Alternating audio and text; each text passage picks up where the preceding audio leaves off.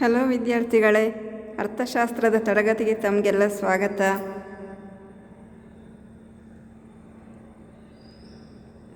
ಇತ್ತೀಚಿನ ಹಲವಾರು ಸೆಷನ್ಗಳಿಂದ ನಾನು ನಿಮಗೆ ಉತ್ಪಾದನಾ ಸಿದ್ಧಾಂತವನ್ನು ಕುರಿತು ವಿವರಿಸ್ತಾ ಬರ್ತಾ ಇದ್ದೇನೆ.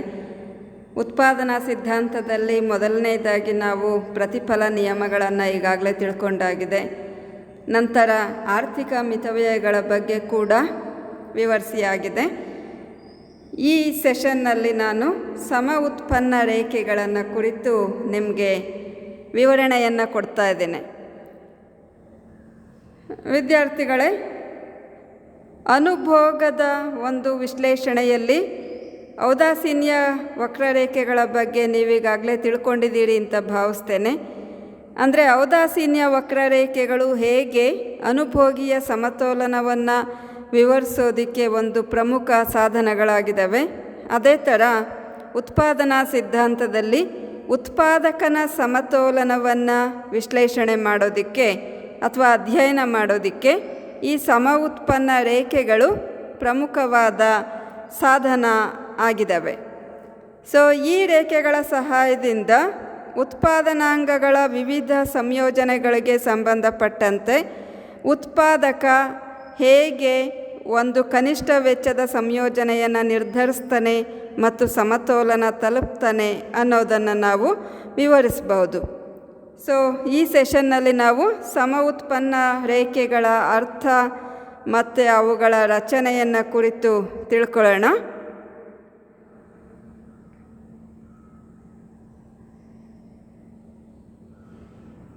ಸಮ ಉತ್ಪನ್ನ ರೇಖೆಗಳು, ಅದರ ಅರ್ಥ ಏನಂದರೆ, ಒಂದು ನಿರ್ದಿಷ್ಟ ಪ್ರಮಾಣದ ಉತ್ಪನ್ನವನ್ನು ಉತ್ಪಾದನೆ ಮಾಡಲು ಸಾಮರ್ಥ್ಯವಿರ್ತಕ್ಕಂಥ ಎರಡು ಉತ್ಪಾದನಾಂಗಗಳ ವಿವಿಧ ಸಂಯೋಜನೆಗಳನ್ನು ತೋರಿಸುವ ರೇಖೆಗೆ ಸಮ ಉತ್ಪನ್ನ ರೇಖೆ ಅಂತ ಕರಿತೇವೆ. ಹೇಗೆ ಔದಾಸೀನ್ಯ ವಕ್ರರೇಖೆಯಲ್ಲಿ ಔದಾಸೀನ್ಯ ರೇಖೆಯ ಮೇಲಿನ ಪ್ರತಿ ಬಿಂದುಗಳು ಅನುಭೋಗಿಗೆ ಸಮ ತುಷ್ಟಿಗುಣವನ್ನೇ ಕೊಡ್ತವೆ, ಅಂದರೆ ಒಂದೇ ರೀತಿಯ ತುಷ್ಟಿಗುಣವನ್ನು ಸೂಚಿಸ್ತವೆ. ಅದೇ ಥರ ಸಮ ಉತ್ಪನ್ನ ರೇಖೆಯ ಮೇಲೆ ಇರ್ತಕ್ಕಂಥ ಎಲ್ಲ ಬಿಂದುಗಳು ಸಮ ವೆಚ್ಚವನ್ನು ಸಮ ಉತ್ಪನ್ನವನ್ನು ನೀಡ್ತಕ್ಕಂಥ ಎರಡು ಉತ್ಪಾದನಾಂಗಗಳ ವಿವಿಧ ಸಂಯೋಜನೆಗಳನ್ನು ಪ್ರತಿನಿಧಿಸ್ತವೆ. ಗೊತ್ತಾಯ್ತಲ್ವಾ? ಒಂದು ನಿರ್ದಿಷ್ಟ ಸಮ ಪ್ರಮಾಣವಾದ ಉತ್ಪನ್ನವನ್ನು ನೀಡುವಂತಹ ಎರಡು ಉತ್ಪಾದನಾಂಗಗಳ ವಿವಿಧ ಸಂಯೋಜನೆಗಳನ್ನು ತೋರಿಸುವ ರೇಖೆಗೆ ಸಮ ಉತ್ಪನ್ನ ರೇಖೆ ಅಂತ ಹೇಳಿ ಕರಿತೇವೆ. ಅಂದರೆ ಇಲ್ಲಿ ಈ ರೇಖೆಯ ಮೇಲೆ ಇರ್ತಕ್ಕಂಥ ಪ್ರತಿ ಬಿಂದುವು ಎರಡು ಉತ್ಪಾದನಾಂಗಗಳ ಹಲವಾರು ಸಂಯೋಜನೆಗಳನ್ನು ಸೂಚಿಸುತ್ತೆ. ಪ್ರತಿ ಬಿಂದುವು ಒಂದೊಂದು ಸಂಯೋಜನೆಯನ್ನು ತೋರಿಸುತ್ತೆ. ಅಂದರೆ ಒಂದು ಬಿಂದುವಿನಲ್ಲಿ ಒಂದು ಉತ್ಪಾದನಾಂಗದ ಬಳಕೆ ಹೆಚ್ಚಾಗಿರ್ಬೋದು ಅಥವಾ ಮತ್ತೊಂದು ಕಡಿಮೆ ಇರ್ಬೋದು. ಹೀಗೆ ಫಾರ್ ಎಕ್ಸಾಂಪಲ್, ಉತ್ಪಾದನೆಯಲ್ಲಿ ನಾವು ಶ್ರಮ ಮತ್ತು ಬಂಡವಾಳ ಎರಡು ಉತ್ಪಾದನಾಂಗಗಳನ್ನು ಪರಿಗಣಿಸ್ತೇವೆ. ಈ ಎರಡು ಉತ್ಪಾದನಾಂಗಗಳಲ್ಲಿ ನಾವು ಒಂದಕ್ಕೆ ಬದಲಿಯಾಗಿ ಮತ್ತೊಂದನ್ನು ಬಳಸೋ ಸಾಧ್ಯತೆ ಇರುತ್ತೆ.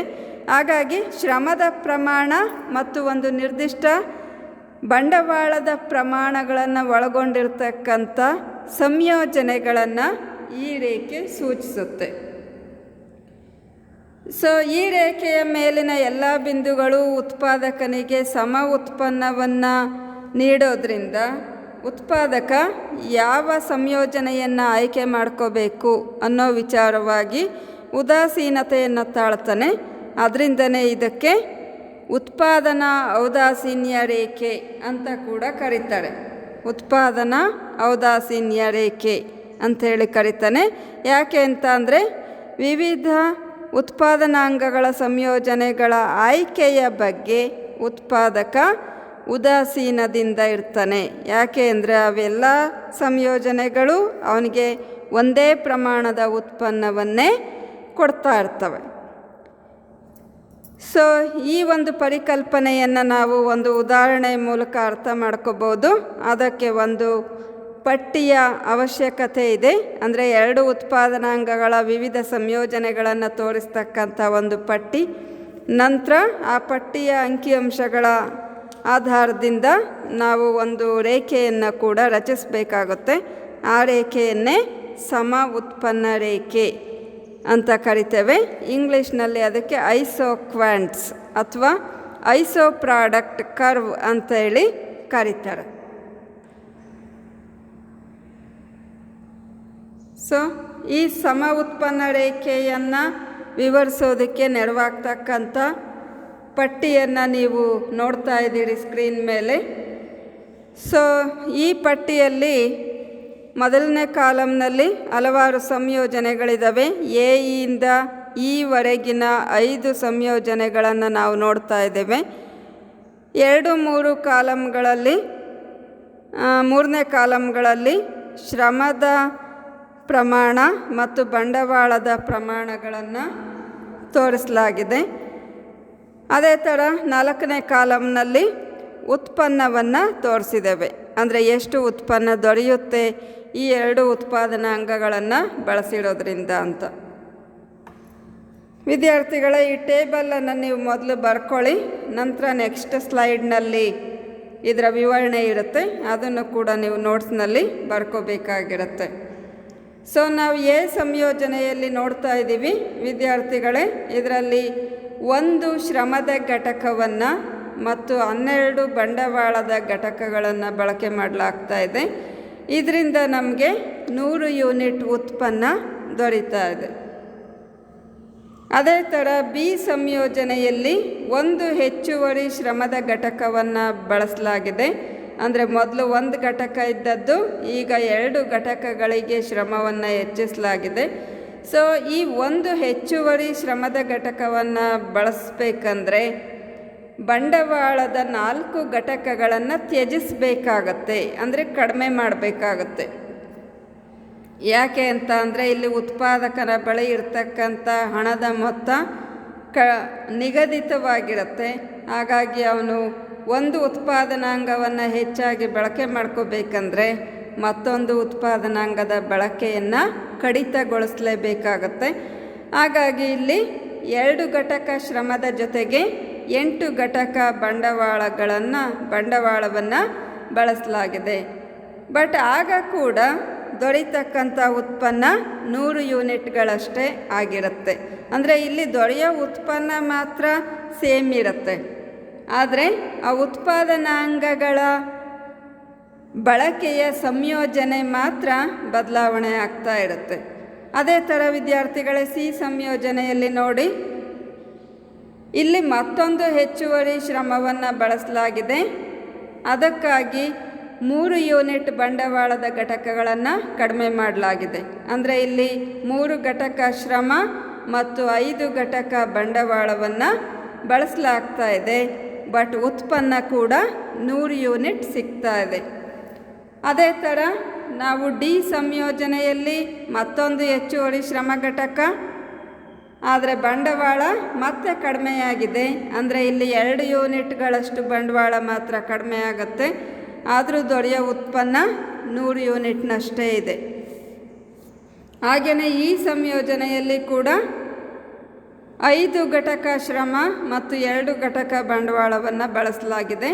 ಸೊ ನಾವಿಲ್ಲಿ ಏನು ಗಮನಿಸ್ತಾ ಇದ್ದೀವಿ, ಎ ಇಂದ ಈವರೆಗಿನ ವಿವಿಧ ಸಂಯೋಜನೆಗಳಲ್ಲಿ ಶ್ರಮದ ಬಳಕೆಯನ್ನು ಕ್ರಮೇಣವಾಗಿ 1 ಯೂನಿಟ್ನಷ್ಟು ಹೆಚ್ಚಿಗೆ ಮಾಡ್ತಾ ಹೋಗಲಾಗಿದೆ. ಆದರೆ ಶ್ರಮದ ಘಟಕವನ್ನು ಹೆಚ್ಚುವರಿಯಾಗಿ ಬಳಸೋದಕ್ಕೆ ಬಂಡವಾಳದ ಘಟಕಗಳನ್ನು ಕಡಿಮೆ ಮಾಡ್ತಾ ಹೋಗಲಾಗಿದೆ. ಇಲ್ಲಿ ನೀವು ಗಮನಿಸಬೇಕಾದ ಮತ್ತೊಂದು ಅಂಶ ಏನಂದರೆ, ಶ್ರಮ ಏನೋ ಪ್ರತಿ ಸಲನೂ ಒಂದೊಂದೇ ಯೂನಿಟ್ ಹೆಚ್ಚಾಗ್ತಾ ಇದೆ, ಆದರೆ ಅದಕ್ಕೆ ಬದಲಿಯಾಗಿ ಕಡಿಮೆಗೊಳಿಸ್ತಾ ಇರ್ತಕ್ಕಂಥ ಬಂಡವಾಳದ ಪ್ರಮಾಣ ಕ್ರಮೇಣವಾಗಿ ಕಡಿಮೆ ಆಗ್ತಾ ಹೋಗ್ತಿರೋದನ್ನು ನಾವು ಕಾಣ್ತೇವೆ. ಅಂದರೆ ಮೊದಲು 12 ಯೂನಿಟ್ ಬಂಡವಾಳ ಇತ್ತು, 1 ಯೂನಿಟ್ ಶ್ರಮ ಹೆಚ್ಚುವರಿಯಾಗಿ ಬಳಸೋದಕ್ಕೆ 4 ಯೂನಿಟ್ ಬಂಡವಾಳದ ಘಟಕಗಳನ್ನು ಕಡಿಮೆ ಮಾಡಬೇಕಾಯಿತು. ನಂತರ 3 ಯೂನಿಟ್ ಬಂಡವಾಳವನ್ನಷ್ಟೇ ಕಡಿಮೆ ಮಾಡಿದ್ದಾನೆ. ಪುನಃ 4ನೇ ಸಂಯೋಜನೆಯಲ್ಲಿ 2 ಯೂನಿಟ್ಟು, ಕೊನೆಯದಾಗಿ 1 ಯೂನಿಟ್. ಹೀಗೆ ಇಲ್ಲಿ ತ್ಯಜಿಸ್ತಕ್ಕಂಥ ಬಂಡವಾಳದ ಪ್ರಮಾಣ ಹಂತ ಹಂತವಾಗಿ ಕಡಿಮೆ ಆಗ್ತಾ ಹೋಗ್ತಿರೋದನ್ನು ನಾವು ಗಮನಿಸ್ತೇವೆ. ಆದರೂ ದೊರೀತಾ ಇರೋ ಒಟ್ಟು ಉತ್ಪನ್ನ ಮಾತ್ರ ಸ್ಥಿರವಾಗಿರುತ್ತೆ. ಸೊ ನಾನು ಈಗಾಗಲೇ ನಿಮಗೆ ಹೇಳಿದ್ದೀನಿ, ಸಮ ಉತ್ಪನ್ನ ರೇಖೆಯ ವ್ಯಾಖ್ಯಾನದಲ್ಲಿ ಏನಂದರೆ ಒಂದು ನಿರ್ದಿಷ್ಟ ಸಮ ಪ್ರಮಾಣದ ಉತ್ಪನ್ನವನ್ನು ನೀಡುವಂತಹ ಎರಡು ಉತ್ಪಾದನಾಂಗಗಳ ವಿವಿಧ ಸಂಯೋಜನೆಗಳು. ಅಂದರೆ ನೋಡಿ, ವಿವಿಧ ಸಂಯೋಜನೆಗಳೇನಿದ್ದಾವೆ, ಎ ಇಂದ ಈವರೆಗೆ ಇರ್ತಕ್ಕಂಥ 5 ಸಂಯೋಜನೆಗಳಲ್ಲಿ ಶ್ರಮ ಮತ್ತು ಬಂಡವಾಳದ ಘಟಕಗಳ ಒಂದು ಸಂಖ್ಯೆ, ಘಟಕಗಳ ಪ್ರಮಾಣ ಬದಲಾವಣೆಯಾಗಿದೆ. ಆದರೆ ದೊರೀತಾ ಇರೋ ಉತ್ಪನ್ನ ಒಂದೇ ಸಮ ಇದೆ. ಅದೇ ಸಮ ಉತ್ಪನ್ನ ರೇಖೆ. ಅಂದರೆ ಈ ಒಂದು ವಿದ್ಯಮಾನವನ್ನು ತೋರಿಸ್ತಕ್ಕಂಥ ರೇಖೆಗೆ ನಾವು ಸಮ ಉತ್ಪನ್ನ ರೇಖೆ ಅಂತ ಕರಿತೇವೆ. ಸೊ ಈ ಪಟ್ಟಿಯಲ್ಲಿ ಇರ್ತಕ್ಕಂಥ ವಿವಿಧ ಸಂಯೋಜನೆಗಳು ನಮಗೆ ಸಮ ಉತ್ಪನ್ನವನ್ನು ಕೊಡ್ತವೆ. ಆದ್ದರಿಂದ ಇದನ್ನು ಸಮ ಉತ್ಪನ್ನ ಪಟ್ಟಿ ಅಂತಲೂ ಹೇಳ್ಬೋದು. ಸೊ ಇದರ ವಿವರಣೆ ಈ ಸ್ಲೈಡ್ನಲ್ಲಿ ಇದೆ. ನೀವು ಇದನ್ನು ವಿಡಿಯೋ ಪಾಸ್ ಮಾಡಿ ಬರ್ಕೋಬೇಕಾಗುತ್ತೆ. ನಾನು ನೆಕ್ಸ್ಟ್ ಸ್ಲೈಡ್ಗೆ ಮೂವ್ ಆಗ್ತೀನಿ, ಬಟ್ ನೀವು ಪಾಸ್ ಮಾಡಿ ಬರ್ಕೋಬೋದು. ನೋಡಿ, ಈಗಾಗಲೇ ನೀವು ಈ ಟೇಬಲನ್ನು ನೋಟ್ಬುಕ್ಕಲ್ಲಿ ಬರ್ಕೊಂಡಿರಬೇಕು. ಅದಾದ ನಂತರ ಈ ರೇಖಾಚಿತ್ರವನ್ನು ಬರ್ಕೊಳ್ಳಿ. ಈ ರೇಖಾಚಿತ್ರದಲ್ಲಿ ನಾವು ಸಮ ಉತ್ಪನ್ನ ರೇಖೆಯನ್ನು ನೋಡ್ತಾ ಇದ್ದೇವೆ. ಸಮ ಉತ್ಪನ್ನ ರೇಖೆ IPC, ಐಸೋ ಪ್ರಾಡಕ್ಟ್ ಕರ್ವ್ ಅಂತ. ಹಾಗಾಗಿ IPC ಅನ್ನೋ ಸಂಕೇತಾಕ್ಷರಗಳಿಂದ ನಾವು ಸಮ ಉತ್ಪನ್ನ ರೇಖೆಯನ್ನು ತೋರಿಸ್ತಾ ಇದ್ದೀವಿ. ಈ ಚಿತ್ರದಲ್ಲಿ OX ಅಕ್ಷದಲ್ಲಿ ಶ್ರಮದ ಪ್ರಮಾಣವನ್ನು ಗುರುತಿಸಲಾಗಿದೆ. ಹಾಗೆಯೇ OY ಅಕ್ಷದಲ್ಲಿ ಬಂಡವಾಳದ ಪ್ರಮಾಣವನ್ನು ಗುರುತಿಸಲಾಗಿದೆ. ನೀವು ಅದನ್ನು ಕರೆಕ್ಟಾಗಿ ಸ್ಕೇಲ್ ಇಟ್ಕೊಂಡು 1 ಸೆಂಟಿಮೀಟ್ರಿಗೆ 1ರಂತೆ ಶ್ರಮದ ಘಟಕಗಳನ್ನು ಗುರ್ತು ಮಾಡಿ, ಅದೇ ಥರ ಬಂಡವಾಳದ ಘಟಕಗಳಿಗೂ ಕೂಡ ನೀವು ಮೊದಲು ಸ್ಕೇಲನ್ನು ಗುರುತಿಸ್ಬೇಕು. 2, 4, 6 ಅಂತ 1 ಅಥವಾ 1.5 ಸೆಂಟಿಮೀಟ್ರಿಗೆ ಡಿಫ್ರೆನ್ಸನ್ನು ಸಮವಾಗಿ ತಗೊಳ್ಳಿ. 2, 4, 6, 8, 12ರವರೆಗೂ ಮೊದಲು ಸ್ಕೇಲನ್ನು ಮಾರ್ಕ್ ಮಾಡಿ OY ರೇಖೆ ಮೇಲೆ. ಅದಾದಮೇಲೆ ನೀವು 1 ಯೂನಿಟ್ ಶ್ರಮಕ್ಕೆ ಬಂಡವಾಳ ಎಷ್ಟಿದೆ ಅದನ್ನು ನೀವು ನೋಡ್ಕೋಬೇಕು. ಟೇಬಲ್ನಲ್ಲಿ ನೋಡಿದಾಗ 1 ಯೂನಿಟ್ ಶ್ರಮಕ್ಕೆ 12 ಯೂನಿಟ್ ಬಂಡವಾಳ. ಸೊ 12ರ ಬಳಿ ನೀವು ಮಾರ್ಕ್ ಮಾಡಬೇಕಾಗತ್ತೆ. ಚಿತ್ರದಲ್ಲಿ ನೀವು ಗಮನಿಸಬೇಕು. ಸೊ ಎ ಬಿಂದುವನ್ನು ನಾವು ಮಾರ್ಕ್ ಮಾಡಿದ್ದೀವಿ. ಅದೇ ಥರ ಬಿ ಬಿಂದುವನ್ನು 2 ಘಟಕ ಶ್ರಮ, 8 ಘಟಕ ಬಂಡವಾಳದ ಬಳಿ ಬಿ ಬಿಂದುವನ್ನು ಗುರುತಿಸಿ, ಅದೇ ಥರ 5 ಬಿಂದುಗಳನ್ನು ನೀವು ಗುರುತಿಸಿ ನಂತರ ರೇಖೆಯನ್ನು ರಚಿಸಿ. ಆವಾಗ ಕರೆಕ್ಟಾಗಿ ವಕ್ರರೇಖೆ ಬರುತ್ತೆ. ಬಟ್ ಅದನ್ನು ಡೊಂಕಾಗಿ ರೇಖೆ ರಚಿಸಬೇಡಿ. ಅದು ವಕ್ರರೇಖೆ ಒಂದು ಹಂಗಂತ ಸರಳ ರೇಖೆಯೂ ಆಗಿರಬಾರ್ದು, ಅಂದರೆ ಸ್ಟ್ರೈಟ್ ಲೈನ್ ಆಗಿರಬಾರ್ದು. IPC ರೇಖೆ ಅದು ವಕ್ರರೇಖೆಯ ರೀತಿಯಲ್ಲಿ ಬರೋ ಹಾಗೆ ಅದನ್ನು ರಚಿಸಿ, ಮತ್ತು ಅದು ಬಹಿರ್ಮುಖವಾಗಿ ಚಾಚಿರಬೇಕಾಗುತ್ತೆ ವಕ್ರರೇಖೆ. ನೋಡಿ ವಿದ್ಯಾರ್ಥಿಗಳೇ, ಇದರಲ್ಲಿ IPC ವಕ್ರರೇಖೆ ಔದಾಸೀನ್ಯ ವಕ್ರರೇಖೆ ರೀತಿಯಲ್ಲೇ ಎಡದಿಂದ ಬಲಕ್ಕೆ ಕೆಳಮುಖವಾಗಿ ಚಲಿಸಿರೋದನ್ನು ಕಾಣ್ತೇವೆ. ಇದು ಯಾಕೆ ಈ ಥರ ಕೆಳಮುಖವಾಗಿ ಚಲಿಸುತ್ತೆ ಅಂದರೆ, ನೆಕ್ಸ್ಟ್ ಒಂದು ಕಾನ್ಸೆಪ್ಟನ್ನು ನೀವು ತಿಳ್ಕೊಬೇಕಾಗತ್ತೆ. ಸೀಮಾಂತ ತಾಂತ್ರಿಕ ಪ್ರತಿನಿಧಾನದ ದರ ಅಂತ ಹೇಳಿ ಆಗ ವಿವರಿಸ್ತೇನೆ. ಅಂದರೆ ಈ ಸೀಮಾಂತ ತಾಂತ್ರಿಕ ಬದಲಿಕೆಯ ದರ ಕ್ರಮೇಣವಾಗಿ ಇಳಿಮುಖವಾಗ್ತಾ ಹೋಗುತ್ತೆ. ಹಾಗಾಗಿನೇ ಈ ಒಂದು ರೇಖೆ ಮೂಲ ಬಿಂದುವಿಗೆ ಬಹಿರ್ವಕ್ರವಾಗಿ ಇರುತ್ತೆ ಮತ್ತು ಎಡದಿಂದ ಬಲಕ್ಕೆ ಕೆಳಮುಖವಾಗಿ ಕೂಡ ಚಲಿಸುತ್ತೆ ಅನ್ನುವಂಥದ್ದನ್ನು ನಾವು ಅರ್ಥ ಮಾಡ್ಕೋಬೇಕಾಗತ್ತೆ. ಗೊತ್ತಾಯ್ತಲ್ವ? ಏನು ಸೀಮಾಂತ ತಾಂತ್ರಿಕ ಬದಲಿಕೆಯ ದರ ಕ್ರಮೇಣವಾಗಿ ಇಳಿಮುಖವಾಗೋದ್ರಿಂದ ಈ ರೇಖೆ ಎಡದಿಂದ ಬಲಕ್ಕೆ ಕೆಳಮುಖವಾಗಿ ಚಲಿಸುತ್ತೆ ಮತ್ತು ಮೂಲ ಬಿಂದು Oಗೆ ಬಹಿರ್ವಕ್ರವಾಗಿ ಇರುತ್ತೆ. ಅಂದರೆ ಪೀನ ಮಸೂರ ನಿಮ್ನ ಮಸೂರ ಅಂತ ನೀವು ಕೇಳಿರ್ಬೋದು. ಇದು ಮೂಲ ಬಿಂದುವಿಗೆ ಪೀನವಾಗಿ ಇರುತ್ತೆ ಅಂತ ನಾವು ಹೇಳ್ಬೋದಾಗಿರುತ್ತೆ. ಸೊ ಈ ನಕ್ಷೆಯಲ್ಲಿ ನೋಡ್ತಾ ಇರ್ತಕ್ಕಂಥ IPC ರೇಖೆ ಸಮ ಉತ್ಪನ್ನ ರೇಖೆ. ಈ ರೇಖೆಯ ಮೇಲೆ ಇರುವಂಥ ಎಲ್ಲ ಬಿಂದುಗಳು ಅಂದರೆ ನಮಗಿಲ್ಲಿ 5 ಬಿಂದುಗಳು ಕಾಣಿಸ್ತಾ ಇದ್ದಾವೆ ವಿದ್ಯಾರ್ಥಿಗಳೇ. ABCD ಮತ್ತು E ಎನ್ನುವಂತಹ 5 ಬಿಂದುಗಳು. ಈ 5 ಬಿಂದುಗಳು ನಮಗೆ 100 ಯೂನಿಟ್ನಷ್ಟು ಉತ್ಪನ್ನವನ್ನು ಕೊಡ್ತಾ ಇದ್ದಾವೆ ಅಥವಾ ಸೂಚಿಸ್ತಾ ಇದ್ದಾವೆ. ಅಂದರೆ ಈ ರೇಖೆಯ ಮೇಲಿನ ಎಲ್ಲ ಬಿಂದುಗಳು ಒಂದೇ ಪ್ರಮಾಣದ ಉತ್ಪನ್ನವನ್ನು ಪ್ರತಿನಿಧಿಸ್ತವೆ. ಆದ್ದರಿಂದನೇ ಇದಕ್ಕೆ ಸಮ ಉತ್ಪನ್ನ ರೇಖೆ ಅಂಥೇಳಿ ಕರಿತೇವೆ. ಸೊ ಇದಕ್ಕೆ ಸಂಬಂಧಪಟ್ಟಂತೆ ನೆಕ್ಸ್ಟ್ ಕಾನ್ಸೆಪ್ಟ್ ಆಗಿದೆ ಸಮ ಉತ್ಪನ್ನ ನಕ್ಷೆ. ಈ ವಿವರಣೆಯನ್ನು ಕೂಡ ನೀವು ಬರ್ಕೊಂಡು ನೆಕ್ಸ್ಟ್ ಮುಂದೆ ಹೋಗಿ ಸಮ ಉತ್ಪನ್ನ ರೇಖೆ ಬಗ್ಗೆ ಇದು ವಿವರಣೆ ಇದೆ ಇದರಲ್ಲಿ, ಇದನ್ನು ನೀವು ಬರ್ಕೊಳ್ಳಿ.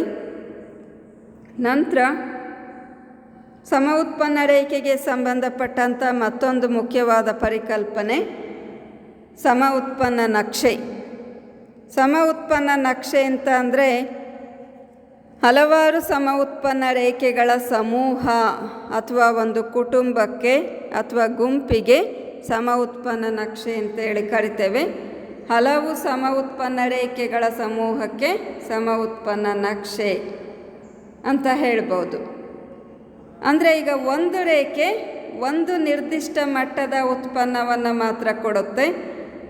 ಬಟ್ ಅದು ಹಲವಾರು ವಿವಿಧ ಮಟ್ಟದ ಉತ್ಪಾದನಾಂಗಗಳ ಸಂಯೋಜನೆಗಳನ್ನು ಬಳಸಿದಾಗ, ಅಂದರೆ ಹೆಚ್ಚು ಹೆಚ್ಚು ಘಟಕಗಳನ್ನು ನಾವು ಬಳಕೆ ಮಾಡ್ತಾ ಹೋದಾಗ ಬೇರೆ ಬೇರೆ ಮಟ್ಟದ ಉತ್ಪನ್ನ ದೊರೆಯೋ ಸಾಧ್ಯತೆ ಇರುತ್ತೆ. ಹೀಗೆ ಒಂದೇ ರೇಖಾಚಿತ್ರದಲ್ಲಿ ನಾವು ಹಲವಾರು ಸಮ ಉತ್ಪನ್ನ ರೇಖೆಗಳನ್ನು ರಚಿಸ್ಬೋದು. ಈ ಹಲವಾರು ಸಮ ಉತ್ಪನ್ನ ರೇಖೆಗಳು ವಿವಿಧ ಮಟ್ಟದ ಉತ್ಪನ್ನವನ್ನು ನೀಡ್ತಕ್ಕಂಥ ಉತ್ಪಾದನಾಂಗಗಳ ವಿವಿಧ ಸಂಯೋಜನೆಗಳನ್ನು ಇವು ತೋರಿಸ್ತವೆ. ಈ ಎಲ್ಲ ಸಂಯೋಜನೆಗಳನ್ನು ಪ್ರತಿನಿಧಿಸ್ತಕ್ಕಂಥ ಹಲವಾರು ಸಮ ಉತ್ಪನ್ನ ರೇಖೆಗಳನ್ನು ನಾವು ಒಂದೇ ನಕ್ಷೆಯಲ್ಲಿ ಮೂಡಿಸಿದಾಗ ನಮಗೆ ಸಮ ಉತ್ಪನ್ನ ರೇಖಾ ನಕ್ಷೆ ದೊರೆಯುತ್ತೆ. ಈ ನಕ್ಷೆಯ ಸಹಾಯದಿಂದ ನಾವು ವಿವಿಧ ಸಮ ಉತ್ಪನ್ನ ರೇಖೆಗಳು ನೀಡುವಂತಹ ವಿವಿಧ ಉತ್ಪನ್ನದ ಪ್ರಮಾಣಗಳನ್ನು ತಿಳ್ಕೊಳ್ಬೋದು. ಇದನ್ನು ನಾವು ಮುಂದಿನ ರೇಖಾಚಿತ್ರದಲ್ಲಿ ನೋಡೋಣ.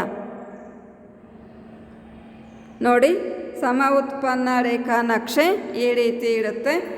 ಈ ಚಿತ್ರದಲ್ಲಿ ಯಥಾ ರೀತಿ ನಾವು OX ಅಕ್ಷದಲ್ಲಿ ಶ್ರಮ ಮತ್ತು OY ಅಕ್ಷದಲ್ಲಿ ಬಂಡವಾಳವನ್ನು ಗುರುತಿಸಿದ್ದೇವೆ. ಸೊ ಇದರಲ್ಲಿ ಒಟ್ಟು 4 ಸಮ ಉತ್ಪನ್ನ ರೇಖೆಗಳನ್ನು ನಾವು ನೋಡ್ತಾ ಇದ್ದೇವೆ. IP1, IP2, IP3 ಮತ್ತು IP4 ಅಂತೇಳಿ. ಇಲ್ಲಿ IP1 ರೇಖೆ 100 ಯೂನಿಟ್ ಉತ್ಪನ್ನವನ್ನು ಸೂಚಿಸುತ್ತೆ. ಅದೇ ಥರ IP2 ರೇಖೆ 150 ಯೂನಿಟ್ ಉತ್ಪನ್ನ, IP3 ರೇಖೆ 200 ಯೂನಿಟ್ ಉತ್ಪನ್ನ, IP4 ರೇಖೆ 250 ಘಟಕಗಳಷ್ಟು ಉತ್ಪನ್ನವನ್ನು ತೋರಿಸ್ತಾ ಇದೆ. ಅಂದರೆ ನಾವಿಲ್ಲಿ ಗಮನಿಸಬೇಕಾದ್ದು, ಪ್ರತಿ ಮೇಲ್ಭಾಗದ ರೇಖೆ ತನ್ನ ಹಿಂದಿನ ರೇಖೆಗಿಂತ ಅಧಿಕ ಮಟ್ಟದ ಉತ್ಪನ್ನವನ್ನು ಸೂಚಿಸುತ್ತೆ. ಗೊತ್ತಾಯ್ತಲ್ವ? ಪ್ರತಿ ಸಮ ಉತ್ಪನ್ನ ರೇಖಾ ನಕ್ಷೆಯಲ್ಲಿ ಇರ್ತಕ್ಕಂಥ ಪ್ರತಿ ಮೇಲ್ಭಾಗದ ರೇಖೆ ಅಥವಾ ಬಲಭಾಗದ ರೇಖೆ ತನ್ನ ಹಿಂದಿನ ಅಥವಾ ಎಡಭಾಗದ ರೇಖೆಗಿಂತ ಅಧಿಕ ಮಟ್ಟದ ಉತ್ಪನ್ನವನ್ನು ಪ್ರತಿನಿಧಿಸುತ್ತೆ. ಸೊ ಇದು ಸಮ ಉತ್ಪನ್ನ ನಕ್ಷೆ. ಉತ್ಪಾದಕನ ಸಮತೋಲನವನ್ನು ಅರ್ಥ ಮಾಡ್ಕೊಳ್ಳೋದಕ್ಕೆ ಈ ಸಮ ಉತ್ಪನ್ನ ನಕ್ಷೆಯನ್ನು ನಾವು ಸಹಾಯಕ್ಕೆ ತಗೊಳ್ತೇವೆ. ಮುಂದಿನ ತರಗತಿಯಲ್ಲಿ ನಾನು ಉತ್ಪಾದಕನ ಸಮತೋಲನ ವಿವರಿಸುವಾಗ ಇನ್ನೂ ಡೀಟೇಲ್ ಆಗಿ ಇದ್ರ ಬಗ್ಗೆ ಹೇಳ್ತೇನೆ. ಈಗ ನೆಕ್ಸ್ಟ್ ಕಾನ್ಸೆಪ್ಟು ಸರಿ, ಚಿತ್ರಕ್ಕೆ ಸಂಬಂಧಪಟ್ಟಂಥ ವಿವರಣೆ. ಇದನ್ನು ನೀವು ಬರ್ಕೋಬೇಕಾಗತ್ತೆ. ವಿಡಿಯೋ ಪಾಸ್ ಮಾಡಿ.